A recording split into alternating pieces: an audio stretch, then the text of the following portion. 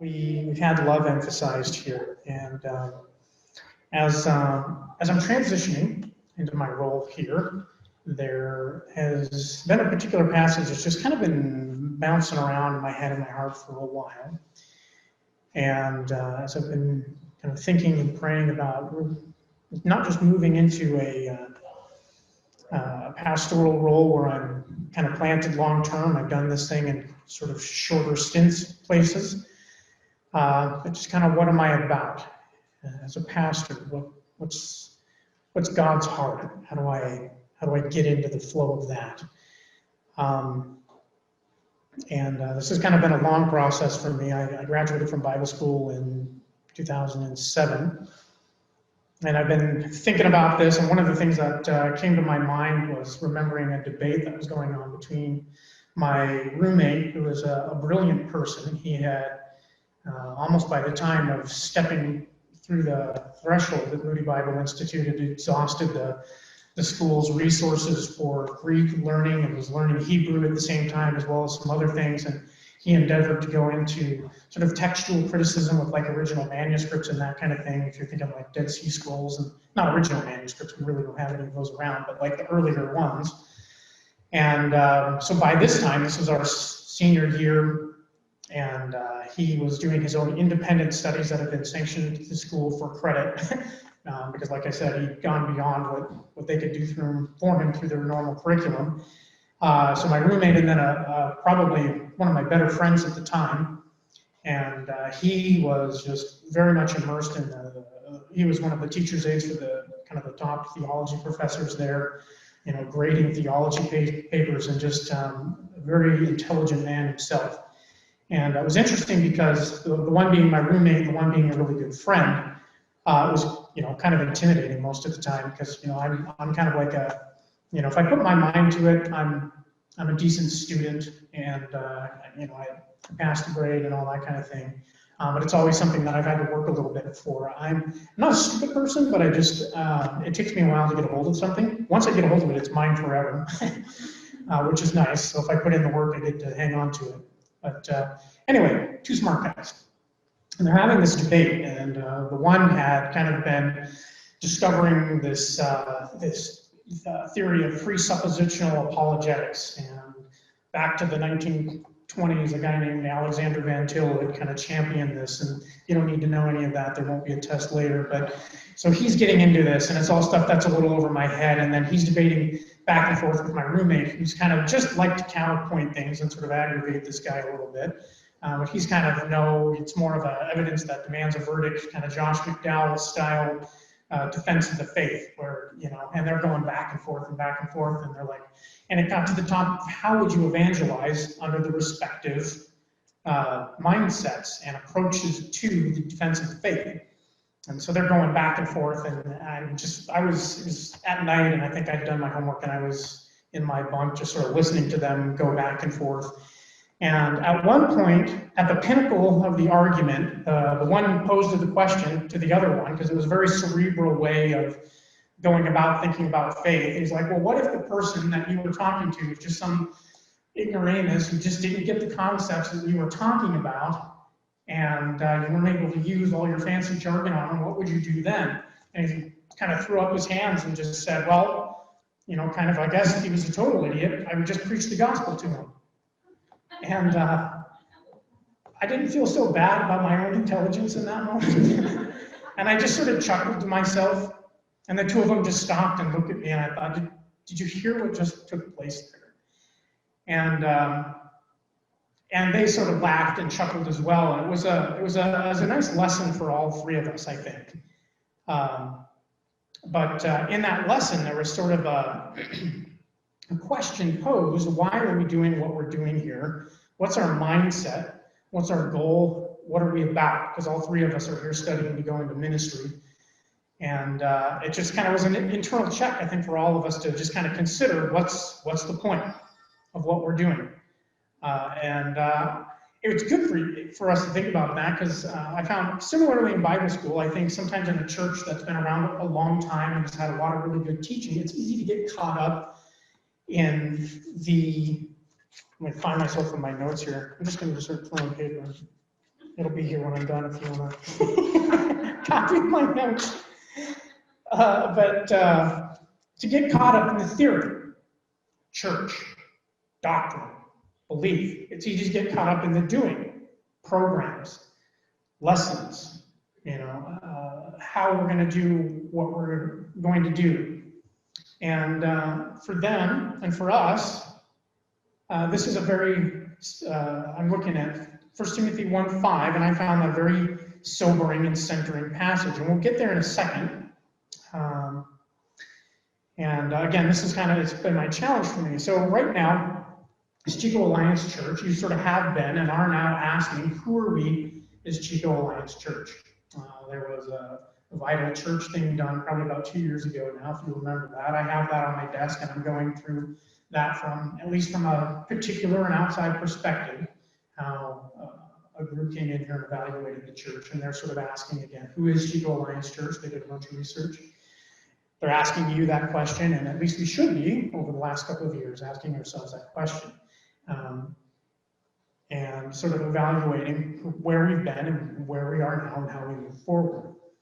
And so a part of this process is just asking who we are, and part of this, the flow of that is the progression into what are we going to be about. We ask who we are, and then, well, what's, again, sort of the point of who we are and what we're doing here. And I think this passage can help us do that. See, the recipients of Paul's letter are in a situation that we can kind of sympathize with.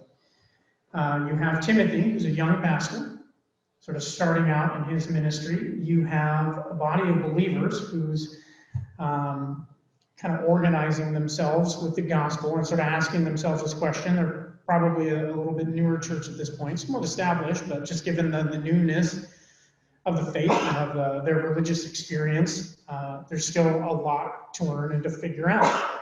And in the midst of that, Paul gives a charge. And sort of as he's giving the charge to Timothy, something that is more of a, hey, defend the doctrine kind of a thing. Again, the theory, the sort of the vehicle, in a sense, for the gospel. He sort of takes an aside and he says, I'm telling you to do this. The point of what I'm charging you to do, the aim of our charge, in verse 5, I'm in 1 Timothy 1:5, if you're looking for that. And I'm reading out of the ESV, so here's my word, it's slightly different. The aim of our charge is love that issues from a pure heart and a good conscience and a sincere faith. Everything else is, as Paul states in the very next verse, meaningless talk. And I dare say meaningless activity. And if you're looking at this passage, and I'll kind of read the context that it's in here, you might want to argue, oh, no, this passage is about doctrine, Jered. He's defending doctrine. But let's read it here. I'm just going to start in verse 3. And again, this is Paul writing to the church, sort of via the pastor. As I urge you, when I was going to Macedonia, remain at Ephesus so that you may charge certain persons not to teach any different doctrine, nor to devote themselves to myth and endless genealogies, which promote speculation rather than stewardship from God that is by faith. And here it is, the aim of our charge is love, that issues from a pure heart and a good conscience and a sincere faith. Certain persons, by swerving from these, have wandered away into vain discussion, desiring to be teachers of the law without understanding either what they're saying or the things by which they make confident assertion. And it's interesting because this love concept is not the first time that Paul has brought this up, and with a similar mindset towards it. Probably the most well-known address of love is in 1 Corinthians 13, if you remember that. And Paul has similar things to say. He goes to say, we have him saying here meaningless talk, and there he says, if I have great talk, even the speech of angels, but I do it without love, I'm like a clanging cymbal or a gong, basically. I'm just up there making irritating noise. And a lot of the times, we, especially as Protestant Christians, we're the champions of faith, right? It's faith, faith, faith. But if you do a word search, love is actually mentioned in the New Testament more often than faith. Faith is a vehicle for us to come and receive love that God is extending us. The point of faith is to get us to a place of love. And I'll explain that a little bit further as we look into love, but that's, again, where Paul is here. Yes, he's talking about doctrine. He's saying right doctrine, that's really important. But it's important because that's a vehicle by which we communicate love. Love is the entire point, the whole point, as the message of this is. And this is something, this passage here is something that I would like for us at Chico Alliance to use to start as kind of a launching point. This passage in particular is something that I want to refer us back to a lot. It's something that I think is going to be the umbrella that we sort of find our renewed vision here as a church. It's a big umbrella, which is good. I think God will tailor that down and specify it to here to our situation, how he wants us to move forward in that, and we're going to grow in it. But I think it's a good gradient. It's a good sounding board. And I'm going to sort of use this as a launching point for sort of a series of messages here for how we're kind of going about moving forward on what we're doing. So, that being said, love being the point, we should look a little further into what he's talking about and how he's, the words that he's using here. So a pop quiz, there are 4 different words for love in the Greek. Does anybody remember what they are? There's one that always gets me. Anybody? I know we can't hear the online, but you can shout it out there if you know it. Agape is one. Phileo. Eros is one. And the 4th one is one that gets everybody. Storge. What the heck? That's more of a familial love. But if you had to guess, for those of you that have looked into those at all, which one of those do you think he's using here? It's agape. And we won't get into the meanings of the other ones as much. There's some level of interchangeableness between these, but agape sort of has a special place in the New Testament. It's the form of love most closely, one commentator says, most closely associated by Paul as God's divine love. God's love to mankind, a reflection of it back to God and the extension of it to other people. Now, they put it within Christianity, agape is considered to be the love originating from God, or Christ, for humankind. The New Testament refers to it as the covenant love of God for humans, as well as the human reciprocal love back to God. And the term necessarily extends to the love of one's fellow man as well. If you remember, C.S. Lewis wrote an address on the 4 different loves, and in his address of agape, he describes it as what he believes the highest level of love known to humanity, a selfless love that is passionately committed to the well-being of others. Does this sound familiar to you? When Jesus was confronted by his opposition, and they were trying to trick him and set him up, they asked him, well, what's the greatest commandment? Knowing that there was a bunch. What was Jesus' response? Love the Lord your God with all your heart, soul, mind, and strength. And the second is like it, love others as yourself.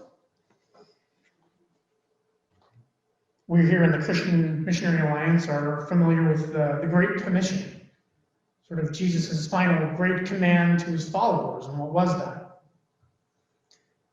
It was to go out and make disciples, right? But how do you do that? It's to spread the gospel. And what was the gospel? Probably the most well-known verse, or at least in the past, John 3:16, for God so loved the world. Jesus charged his disciples, here's the point, you've experienced God's love, now spread it.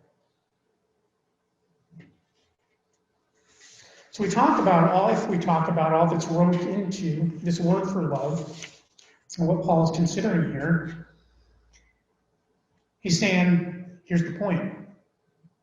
By the way, your charge as a pastor, your charge as a church, is to take everything you do, be it teaching, believing, exhorting, helping, and so on, you run it through this grid. Does it communicate God's love for you, your love for God, and your love for others. When I use the word communicate, I don't just mean speaking, right? At its heart, the word communicate just means to pass something along, right? Point A to point B. There's a communication between those points. Whether that's verbal, whether that's action. Does it communicate God's love for you, your love for God, and your love for others, or God's love through you extended to them? And here again is where I think we're going to find our vision as Chico Alliance Church. Great. Broad topic, broad concept. And it's going to be a process of delving into this together and asking ourselves how we do these three things. In the past, between point A and point B, have we failed to do that somewhere? How have we failed to do there? And as we start to evaluate that, I think we're going to get into these kind of qualifiers that Paul throws in at the second part of this verse. Because there's some haunting questions that I've been considering as I've moved into ministry. Just as I talked about with my friends, that conversation, that debate, there were some haunting questions there. What got us to that point in conversation where simply communicating the gospel was a last resort after trying all these theories of defense and debate and everything? It seemed silly to all three of us, and we laughed about it. And just, again, those guys weren't sellouts, as an aside, just to kind of defend my friends that I kind of, I maybe put in a bad light. The one went on to do exactly what he endeavored to do. I think went to go get it. I think pretty sure he's got his doctorate at this point, and is doing just what he set out to do. He's defending the faith. He's looking into. There's so much textual criticism that goes on out there that is from a more of a just that critical standpoint of the scriptures, and he's in there saying, no. Here's the legitimacy here. Here's the other side of that coin. The other one, his end goal of this question was to not exactly go on to go into ministry in a direct way. He went actually in the military and started diffusing bombs in the Middle East. That's what he bent his mind towards. But they both went into something that they passionately followed, and they did to as best they could follow what they felt like God wanted them to do. Anyway, getting from aside, they had to question some things, right? What am I moving forward and why? How did I get here? And there's some haunting questions that I've been considering for me, and I think we need to consider as a church. If I really love God, like I say I do, why do I struggle to love what He loves? Why don't I love my neighbor enough to share Christ with them? Regardless of why, whether it's fear or convenience or lack of understanding, those are all hurdles, but they're not impossible things to work through. But why haven't I? And there are lots of questions like it. Why don't I love enough to give of my time and my resources? Why did I somehow fail to communicate God's love to my kids? Why do I keep on doing what I know isn't God's will for me, harming myself and others? Why can't I let go of my need to control? Why do I keep getting so angry? Why do I keep avoiding addressing this or that issue? If I say I love God, and that love and the progression naturally translates into extending that love to others, why am I not doing that better? Now, I said in this church there's love.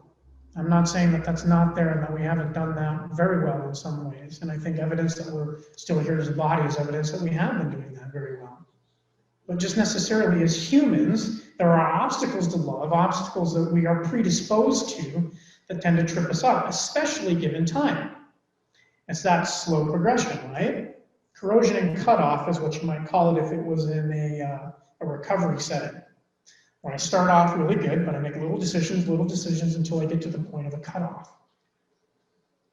The slow burn, the frog in the boiling water, right? You don't just throw him in the boiling water, you start him slow. And the enemy's good at that. He's been doing it for a lot longer than you and I have been around. So Paul puts these qualifiers in there. If you look back to the the passage at hand. He says, love from a pure heart.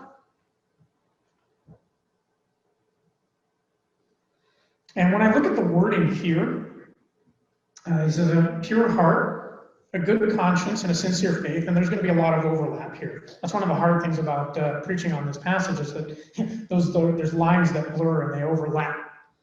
But there's meaningful distinction, and I want to kind of look at that. So when I look at the wording that's used here for pure, it is a very close translation straight across, again, in the Greek there. I won't get into the exact word and that kind of stuff, but as I've looked at it, it just means kind of clear, clean, without. And when I think about that as sort of my sanctified imagination, pieces of a room or a house that has been cleaned and well kept. I can walk through it without tripping over unnecessary clutter. There's nothing in the way. It's a heart that's been redeemed. This isn't something that we just do on our own, but we've opened it up to a Savior who redeems. He comes in and he's taking control. His presence is there. He's cleaned out the baggage that's lying around, clogging the thoroughfares. He's regularly maintained the grounds. There are no ulterior motives laying around, undealt with sin, selfish anger, ambition, pride, fear, clogging the hallways, blocking love's residence or passage, or crowding it out or muddying its flow. This isn't purity for purity's sake, this is purity with a purpose. And that purpose is the unfettered reception and release of God's love. A clear conduit, a pure heart. And when we look at this goals, again, this is something that's given to Timothy, but it's Timothy as goes for the church, right? Sometimes in the West, I think we over-individualize. Most of this stuff is written to groups of people, so it's not just you personally. It's a responsibility I have to myself, as a responsibility I have to my church community, to grow in this and to be there to help you grow in this. And to see my community outside of these walls grow in this. To come to that point of even having the salvation and the surrender and turning over of Jesus to Jesus so we can get in here and do, so the Holy Spirit can take up residence. Again, a broad concept, but a good place to launch. Next, Paul goes on to say love from a good conscience. Now you might be thinking, well, what's different about that than a pure heart? And again, there's a lot of crossover. There's a lot of blurred lines. But some meaningful distinction. If you look at the word in the Greek for good there, it's, again, just words in general have a lot of crossover in meaning, just like our English word for good. You can mean a lot of things when you say good. It means it's useful, it's moral, it's, if that's a good painting, for instance, there's an aesthetic value to it visually. And this word, even in the Greek, has a lot of crossover, but it's bent towards the usefulness. We talked about the art sort of aspect of things. If I walked up to a painting and said, hey, that is a good painting, I probably mean that's beautiful. There's an aesthetic quality to it. It's well done visually. There's something valuable and good about that. But this word is more like picking up a hammer and saying, this is a good hammer. It's not beautiful necessarily. I guess it could potentially be. But it's saying this functions well. It does the job, it matches the need, and this word is bent in that direction. This is a good conscience. It works properly. It is well aligned. It's well informed. It's practical. It properly motivates. Or in the case of a body, not just one person, it properly motivates us. It's sort of our collective community conscience. We have that, whether you know it or not. Sort of a collective of all the different pieces that we bring to the table, but it usually has a flavor in it, even in an agenda sometimes. And there's a lot of things that can bend a conscience. So it's not a good functional conscience. I've got a blind spot over here, or it's sort of bent over here, or it's misinformed. When I think of conscience, I've worked a lot in the automotive industry. my sort of tent maker way of supporting myself as I was working in other various ministries after college and even working on myself. Was managing automotive shops, both in the heavy and medium duty industry, and then just the private vehicle industry. And there's a thing in the dash that comes on if your vehicle is having a problem. They're a little more sophisticated than we used to be, so sometimes it might be different lights to tell you what system is having a problem. But in the early iterations of this system, it was just a light that came on that looked like an engine. Check engine light. There's a problem. Now, what I thought was interesting as I learned more about the mechanics of things, is more often than not, the problem was not necessarily the system in terms of exhaust, engine, whatever. The problem was with the sensor that was supposed to be monitoring the system. The sensor itself had gone bad and thrown the engine light. And well over half the time, you go in and you replace the sensor and the thing just starts working. I think of a conscience that way. When I think of a useful conscience, it might be throwing lights, but the problem could be the sensor. And I think that's what Paul is talking about here. This thing works. It's accurate. You can trust it. It's a good conscience, and love is done best out of a good functional conscience. Again, the point is love. That conscience is a level of vehicle, a level of flow, a level of we're doing this.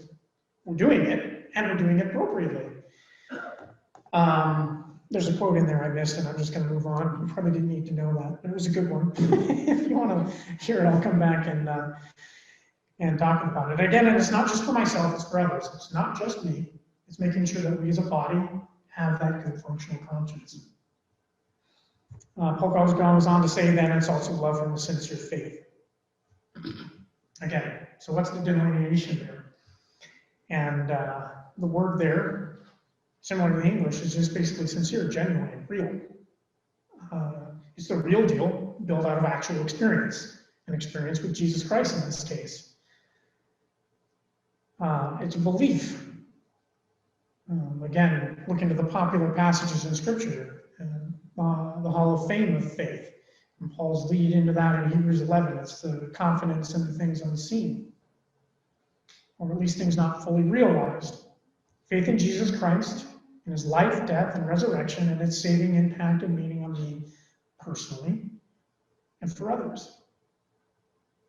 Beyond this, just that salvation point, we don't just stop there, right? We've got that word that the Christian Missionary Alliance loves, and sanctification, right? Christ is my healer. He's my sanctifier. It's one of the symbols up here. We can maybe delve into that. You're all good Alliance folks, so I'm sure I'm just preaching to the choir at this point. But it's that ongoing process. It's not just the salvation point, it's the work of grace and growth in my life. The walk now and in the future. Again, not just for me, for us as a body.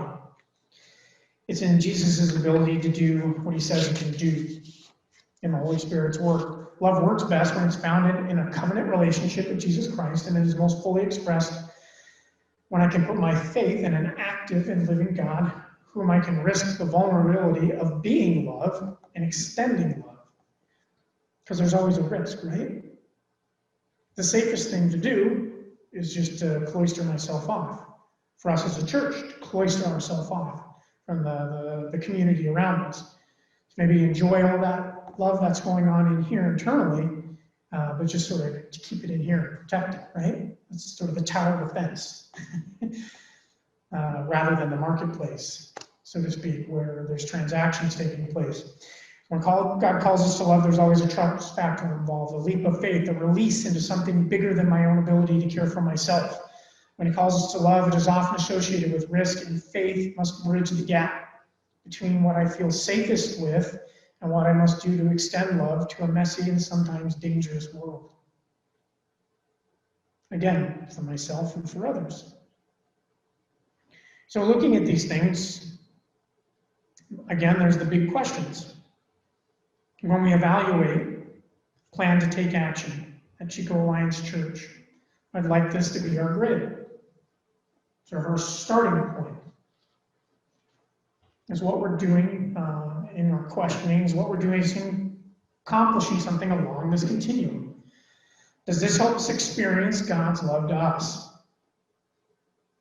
Does this help us to echo that love back to Him? Does it help us communicate that love to each other? Does it help us communicate that love to our community that we are entrenched in? And even beyond? Is there something blocking that flow? How do we deal with it? There goes my notes. Told you I was going to be throwing paper.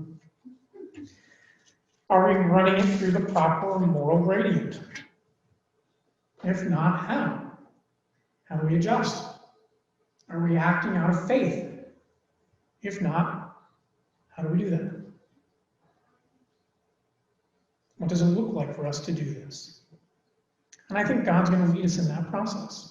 He's going to put some fingers on some things that are encouraging. And He's going to go, keep doing this and doing it well. He's going to put some things that are not comfortable on our hearts. And He's going to say, you've not done this well. You need to look at that. Not just that you've not done it well, but why you've not done it well. How do we experience His love there? Refreshed and renewed for us, so that we can then extend it. And I think that'll be a necessary part of our process. And as we're doing that, and as we're processing and percolating things, I think we're going to build a renewed vision here as a church. And this is going to be my aim for our advisory board, but for us as a larger church, to start questioning and kind of walking through this all together. Because the reality is, a lot of times when a community starts to decline, there's a loss of a community and renewed vision. And this church has had that in the past and for a long time. But I wonder right now if people can articulate clearly what that vision is. And even if you can articulate it as something that you feel at a visceral level, that motivates you beyond our walls even.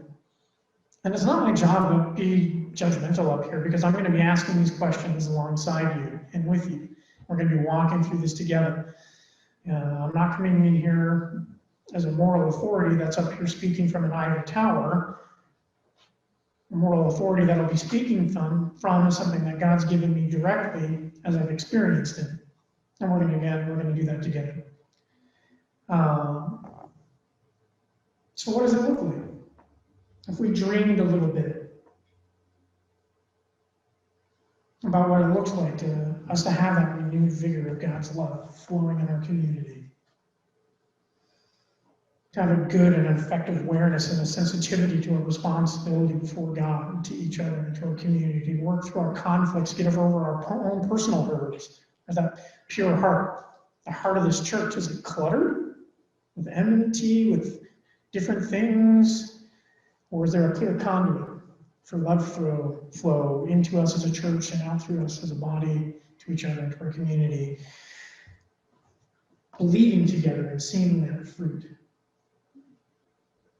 There's just so many different directions that it could take, and I'm excited to see how that develops here. To know God's love, to express it, and experience the full gamut. Because the reality is we have little to lose and everything to gain. You know, I've been told, and this is not just my words, that this church was supposed to shut down, right? So what do we have to lose? You know, for a lot of us, you know, here I go, I'm just going to go ahead and be a jerk. You know, a couple more decades of our camaraderie together. You know, what's interesting to me is when you really put those things out there, the very things that we were afraid of losing are the very things that God wants to reach in and go, hey, this can be even better. But you might have to give up this over here for a time, or let go a little bit. Little to lose and everything to gain. And I think we're kind of all in that position together. You know, I moved my family here, we're all in it. I don't have a plan B. And I personally don't think that'll be necessary. But I'm excited to grow on this together with you. So as I do that, I'd like to just close this year with a blessing. It's my heart and my desire to be a blessing to you guys, and they're kind of sort of in the more older and liturgical styles of church. It wasn't uncommon for somebody up front to pray a blessing over a church, and I want to do that on a regular basis with us. So that's why I'm going to close this today.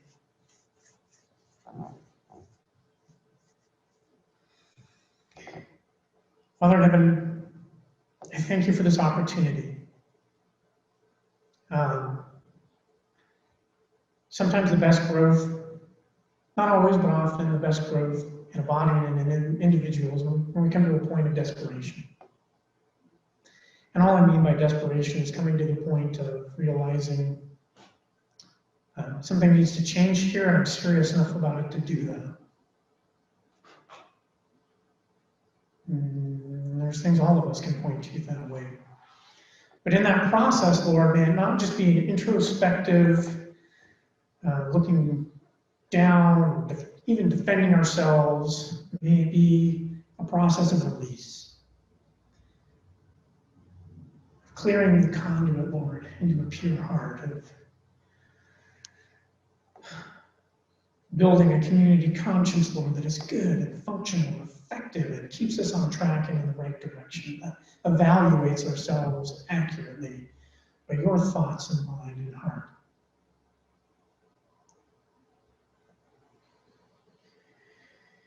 And may out of that experience, Lord, your love flow and a sincere faith. So Chico Alliance Church, may you know the love of God.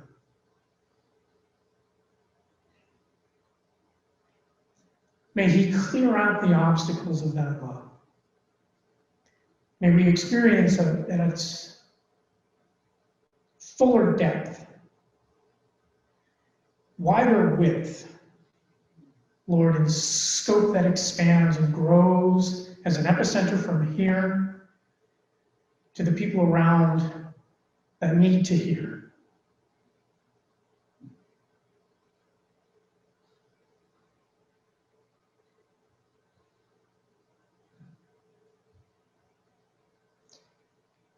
And may we receive a renewed vision from you. And it's not just a theory, but a practice.